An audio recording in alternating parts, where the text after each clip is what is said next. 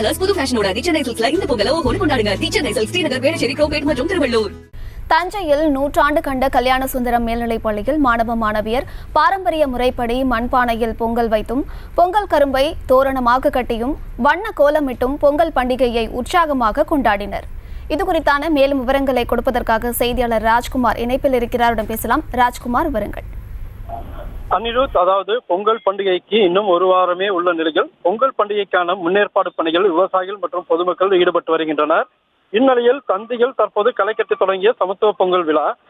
தஞ்சையில் 100 ஆண்டு கண்ட கல்யாண சுந்தரம் மேல்நிலைப்பள்ளி மாணவ மாணவியர் பாரம்பரிய முறைப்படி மண்பானையில் பொங்கல் வைத்தும் பொங்கல் கரும்பை தோரணமாக கட்டியும் வண்ண கோலமிட்டு பொங்கல் பண்டிகையை உற்சாகமாக கொண்டாடி வருகின்றனர். வீட்டில் கொண்டாடப்படும் பொங்கல் பண்டிகை பெற்றோருடன் கொண்டாடுவது ஒரு அனுபவமாக இருந்தாலும் சக மாணவர்களோடு பள்ளிக்கூடத்தில் பொங்கல் கொண்டாடுவது மிக மகிழ்ச்சி அளிப்பதாக மாணவர்கள் தெரிவிக்கின்றனர்.